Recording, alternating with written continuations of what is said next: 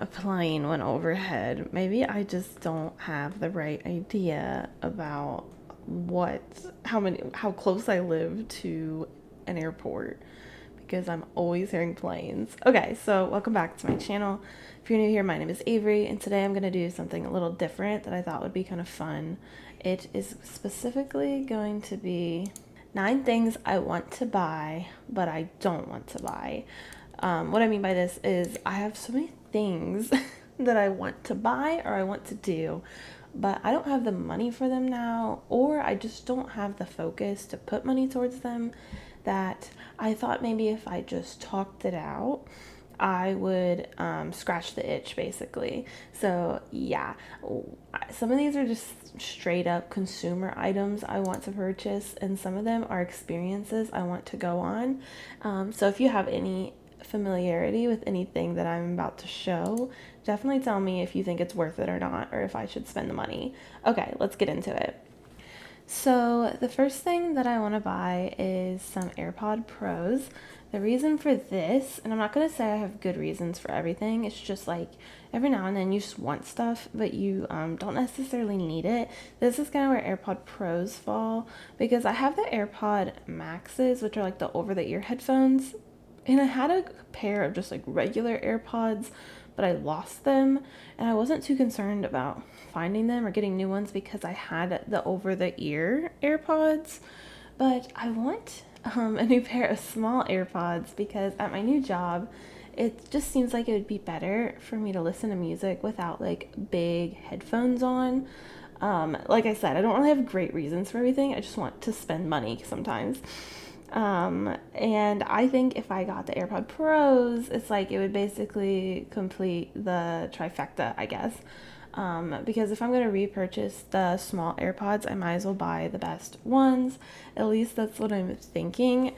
But to get AirPod Pros, that would be about $249 from the cost that I saw online. Of course, things can go on sale, and that'll apply to everything. Like, I'm filming this on the start of Prime Day, and I noticed that there's so many sales going on, not on Amazon Prime, and I'm guessing it's just because all of these retailers know that what they are offering or what they are selling is getting heavily discounted, or you know, it's showing that it's a discount on Amazon. So in order to compete for these next few days, they also must offer a similar deal. Yeah, I even saw it on one of the retailers' websites that was like, yeah, it's Prime Day. And I was like, this isn't even Amazon, but okay. But yeah, I want AirPod Pros, and they're $249. I also want to get a Breville Espresso Machine. And oh, one last thought about the AirPod Pros is I don't need these at all because I found an old pair of like the wired headphones, like earbuds that Apple would sell that connect through like your charging port. And I've been using those at work, and it's been working literally just fine. In fact, it's probably better because it's very obvious when I have earbuds in and I can't hear you. But even though they're not noise canceling, that's also fine because you don't really want to get sneaked up on in the office, slash you want to know what's going on generally. And I actually think the sound quality is better than my old small AirPods. But yeah, that's basically why I don't need them.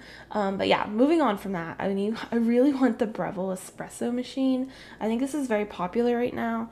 But these cost, from what I could tell, it's the Breville Barista Express Espresso Machine. It costs around $700. Again, it's Amazon Prime Day, so a lot of this is on sale for like $549. But my thinking with this is I spend a lot of money out getting lattes, and if I wanted to, I could not necessarily save money per se, but I could get a hobby going, I guess, which is making my own specialty drinks at home. Gives you a little more freedom and flexibility on the sugar or sweetness front, and it's still probably more rewarding, question mark. But yeah, I'm getting influenced majorly by all the little influencers out there who are making their own iced coffee, iced lattes, whatever they're doing, and they're often using this Breville. Yeah, so if I really want one of these. Continuing on with kitchen items, I also really want a Kitchenaid Stand Mixer, and these cost, I couldn't really get a good handle on this because there's so many different ones, so I don't really know the differences between them all. I'm assuming I would just need like a basic or middle of the road Kitchenaid Stand Mixer. But they seem to cost anywhere from $300 to $400, or they could be more depending on what you get or if there's not a sale. But my reasoning for this is I do actually enjoy cooking, but I don't. Not everything that I want to cook is easily made. This is so dumb. What can you do with a stand mixer? So you can mix things. So if I wanted to make pizza dough, which I've done it in the past, it's a lot easier to use a mixer. Baked goods, I like to bake a lot. It's easier to use a mixer. So I kind of feel like both the KitchenAid stand mixer and the Breville Barista Machine would be good for me in the regard that they would basically cover two things that I spend a lot of money out buying, like sweets or pizza, or coffee, like all things I can live without really, but I'm like, no, this is why I want it. So I think if I got them, I'd be more encouraged to actually stay home and use them, you know? That's my thought process behind that. The fourth thing I want, went the wrong way. The fourth thing that I want is a vlog camera. So with vlogging, I would be able to make just, not necessarily if I would do vlogs per se, but I could probably make better quality videos. One, I could literally be on camera, and that would just probably be a better quality video than what I'm doing right now, which is I'm very graphic design is my passion right now with all of this. I don't really know anything about popular vlog cameras, so this is just a stock photo basically of the first camera I saw when I googled vlog cameras. But looking at the price of this, it is about $400 question mark. I feel like there's probably cheaper ones out there. It's not like I'm some expert, or it's not like I'm some huge YouTuber that I need some high quality, high definition camera footage. But yeah, if I had a vlog camera, I could do more videos on the go. I could vlog. I could I would love to film like what I eat in a week, or like what I cook in a week, like basically a meal prep. But like that's not happening on a MacBook webcam, you know what I'm saying? So yeah, if I had a vlog camera and whatever associated items you need to keep that going, I think that would be a good time. The fifth item I want, and this is getting into more experiences, is I really want to travel to Portland, Maine. So for Portland, Maine, I've been thinking about this for quite a while. I have never been to the New England area, and I've heard that the fish is really good there. I really like lobster rolls, but they're not worth getting or purchasing when you're this far inland like I am. So I'd really love to travel to the New England coast and try the lobster rolls there. Looking into this, I estimate the cost of this trip, if I went on one, to be anywhere from $500 to $700. And this is kind of, or maybe even $400 to $700, because let me set the scene. This is what I want to do. I want to go on a road trip. For context, I live over a 13-hour drive away, but in my head, we go on a Friday. Friday night, and I would bring me, my boyfriend, and a couple friends. So we're at 4 people. So that would help bring the cost down per person for like accommodations and for travel. I don't want to fly because I wouldn't be there long enough to justify flying, in my opinion. And it would just cost more because then you'd also still have to get around. So you'd have to probably rent a car, and it would just be so much cheaper to take my car there. So calculating a 13-hour drive, it would take, if you just drove straight there and then drove straight back, like say you didn't drive anywhere else, baseline, that's about 4 tanks of gas, which at about $40 to $50 a tank, so like $45, let's say. I don't know what the gas prices are in New England, but around here, it probably cost me about 40 to 45 bucks to fill up from empty. So you take that, multiply it by 4, and then maybe add on another $100 because obviously we're going to drive around when we're in New England, and then split it all by 4 because if you're splitting it 4 ways, it's not as expensive. Same thing with a hotel. Like if we drove through the night on Friday, got there sometime Saturday, early to late morning, then we could... I don't really care where I stay, so I'm not too concerned about staying somewhere super nice, just as long as it's like clean. But if we're only there Saturday night, Sunday night, 2 nights basically, and you split it 4 ways, it's probably not even that much money, question mark. It's like, I think I averaged it out to maybe, I looked at some hotels and I was like, okay, maybe like $170 a person. So round that up to 200. If you take 200, let's say like $100 for gas, or at 300. I honestly think the most expensive thing would be all the lobster rolls, because I was looking at lobster roll places in New England / Portland, and lobster is very expensive. I've been told that fish is so much cheaper on like the New England coast. No, it's really not actually. It's probably better quality. It probably tastes better. But ever since 2020, I think the cost of everything has just exponentially gone up. Because I was looking these up. It was like lobster rolls were at least $30. Maybe high 20s. At least 30, if not more. That being said, I still want to do it. I love like trying new food. I've had a lobster roll in the past, but like, come on, like not... If it's not on the coast, it's probably not that good. But yeah, no, the cost of fish has gone up quite a bit. So like my primary goals would probably just be eating and sightseeing, and yeah, I had just looked up how far Boston was from Portland. It's really not that far. So I don't know, like I don't know if the whole time would be spent just like in Maine. Might travel around, might do a little this, do all that. Never been to New England, like I mentioned, so it would be a new experience for me, and I really want to travel to as many places in the United States as I can. So yeah, want to go to New England.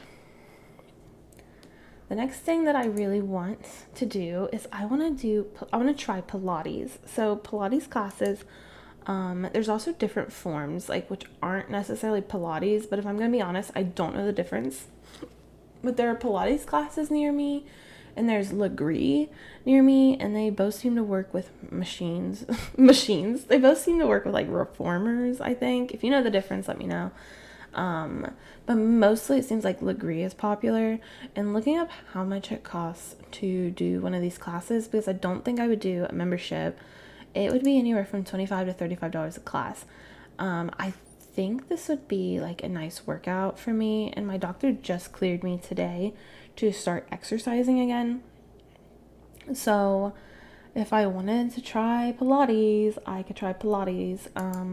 I don't know if I'd really consider a monthly membership, but if I wanted to buy like a class pack per se, it's averaging out to about $25 to $35 a class. Why I want to do this is because I've wanted to try it for a really long time. I've tried a lot of other exercise fitness classes. I think that Pilates would be good because it would probably help me with my flexibility. It would help me with my strength, and I don't know. I just really like the idea of getting into a practice with something, I go through phases with exercising where I'm really into one thing and then I switch after a while. So the current thing I want to try is Pilates. Okay, so yes, that is something else I want to do. The only reason I don't spend the money on it and why I'm thinking about not spending the money on it is because it's so expensive, and I'm worried that if I'm not dedicated enough to it, it's not going to be a good use of money. That's kind of how I feel about everything on here except the trip. Is like, do I really need a stand mixer? Like, I'm getting fine without it. I'm not making everything I could make. I'm just like avoiding recipes I'm interested in that would require a mixer. Same thing with like espresso machines. Like, I don't necessarily actually need to make nice lattes at home, and I don't necessarily need to actually drink a latte every day. I could just save it for like a weekly experience going out to a coffee shop, and then I could just drink regular coffee most of the time. Same thing with vlogging. I'm not super consistent on YouTube, so I don't necessarily believe that like buying some special equipment would suddenly make me want to film videos and post videos if I'm like tired, And then for the AirPod Pros, I'm pretty confident I'm not going to buy these because I just got a new job. My money is in flux. I have a lot of financial goals I'd rather hit instead. And I already have multiple alternatives to AirPod Pros. So yeah, it's like a midway check-in point on why I am kind of wavering on buying some of these things. Aside from the simple fact that I don't have the money for it. But like, if I wanted to prioritize having the money for it in the future, like, this is what's holding me back. Yeah, so the next thing is, okay, this is what I want. I want amenities. I want things. I want a new nice apartment. I am tired of kind of bumming it. I'm tired of living low budget, I have a really good deal. So I currently pay $672.50 all in for the place that we're in now, which is a 2-bed, 1-bath. The location is great, but it's also not great, you know what I mean? On the weekends, it's like very rowdy. And there's a good amount of crime, I guess, but overall, it's like completely fine if you just avoid it. That being said, it's like, I would love to live somewhere that has a real kitchen. One thing I don't like about my current place is the kitchen sucks. It's designed horribly. I'm basically in an old Victorian farmhouse, if that's a thing.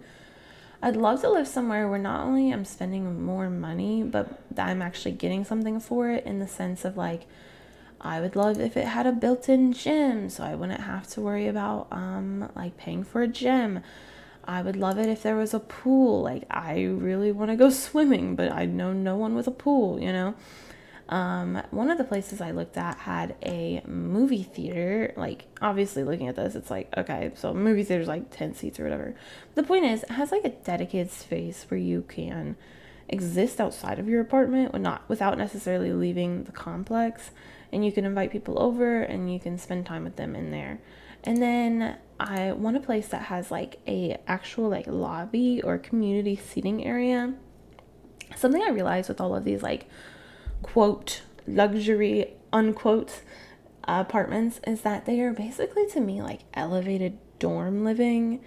Because when I lived in a dorm in college, things were just very, you had like your common areas, and then you had your like mini room. Of course, it didn't have a kitchen, so like obviously apartments have a kitchen and everything else, but it was like I could leave my room and go somewhere else on the premises that I could do things at. So like, there was a gym really close by. There was seating areas so I could encounter new people, which I don't necessarily expect that in like an apartment complex. Like, most people are pretty standoffish is what I've gathered, but like, I'd still love to like, like in this picture, I can sit here and do work if I wanted to do work, or I could read a book. Like, I could leave the house and go hang out somewhere else if my boyfriend's working on something, things like that.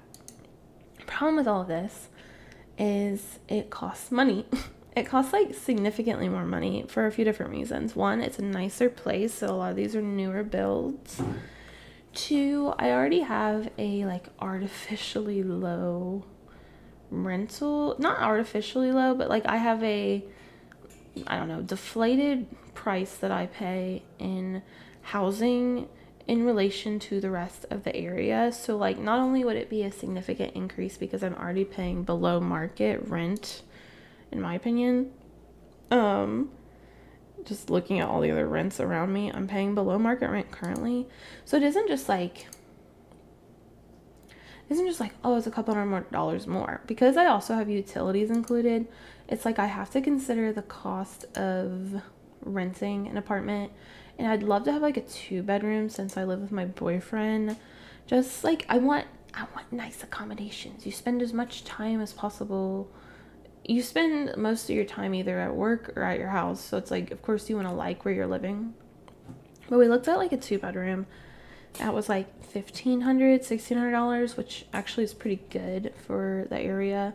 That's another thing. I'd also have to move to a different area of the city because where I live, these types of places are out of my reach financially, in the sense that I don't want to spend that much money, you know? Like, I don't want a 2-bedroom would be like $3,000 or something incredibly stupid. I can't emphasize enough how stupid the rental prices are. That being said, if you take about $1,500 and then you add in, depending on where you're at, you might have to pay for parking. I don't pay for parking now. Sometimes it's as high as like $150 a month. It's so stupid. And then you have to account for the fact that I'd have to pay my own utilities. There's often convenience fees, or not convenience, but like apartment amenity fees when you have actual amenities. Things like that. It's gonna all, and then I have a dog, so I also don't pay to have my dog. The landlord approved it without charging me a rental, like a pet deposit or a monthly pet rent. So all of that has to be considered, and I'd probably end up spending my portion at least $1,000 a month, which I did get a new job. I do technically make more money, but I'm not rolling in it. It's also not a good idea to increase your expenses every time you increase your income. Ideally, you would just be increasing your savings and investing for the most part. And that's how you kind of get ahead. So that's like another reason why I don't want to do it. But at the same time, if my income continues to grow and my boyfriend, he gets a new job per se and makes more money, maybe we could consider this in the future. So that's kind of where we're at. I want a nice apartment. What else do I want? And I might eventually buy this because it's getting dire out here. I want a pet-friendly couch. I want a new couch in general, but I want one that's pet-friendly so I can easily machine wash it. And that's pretty much it. And I don't really want like a leather couch. I want a fabric couch, so it needs to be easy to wash. Because I love my girl Cece, but she is destroying my couch. Which, in her defense, I have a couch that I got from Big Lots 4 years ago for $300. So it's definitely, I feel like I've gotten my money's worth as far as Big Lots couches go. But and it's definitely worn down, so like it's almost time for a new couch. I just don't want to save money for it, you know? And looking at the cost of couches, they vary so widely, so I know that I'd probably spend at least $2,000, which cut it in half, maybe $1,000 for me, I don't know. But I know the cost of a new couch that's pet friendly may cost at least $2,000. I did look at Love Sack couches, but they need to be serious with the price of their couches. Like, I'm not spending that much money on a couch. And they're not even, they look nice, I guess. And people seem to really like them. But like, for my income and for the fact that I don't own a place, that's another thing. I don't want to spend a ton of money on furniture if I'm not going to live there long term, you know? And as long as I don't own a place, I'm probably not going to live anywhere long term. So yeah, I want a pet friendly couch. I really like this. I really like this one. It's green. Yeah, it's cute. But I feel like gray is super common. I will say that's one thing about like living in a new apartment complex that I worry about, because they often make everything like this ugly, fugly gray color. But it is just a casualty of wanting to live in these places, I guess. I just find gray really hard to design with. I'm gonna pretend I actually do any sort of interior designing when I move to places. Gray is just like the color that everything gets painted, the floors get painted, like everything just ends up kind of gray in these newer places or renovated or house flipped places. But like, I like this green, you know? But there is also the option to do gray if you like gray. So the next thing that I really want, and this may be the last thing, is I want Invisalign. Why do I want Invisalign? I know that I want this eventually. It's just a matter of gathering the money. I've always had crooked teeth, you know? I didn't get braces or anything as a child. My family could not afford it. So, and I don't want braces now because I know that people get adult braces all the time and it's perfectly fine. But for me personally, like, I'm already insecure about my smile. I don't think I could handle like 2 years with braces on.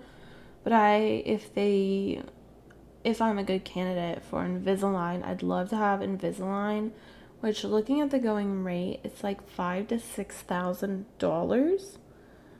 And I think that's the price even if there's no insurance coverage. Dental is kind of weird, in my opinion, so I don't know if I would get coverage for it.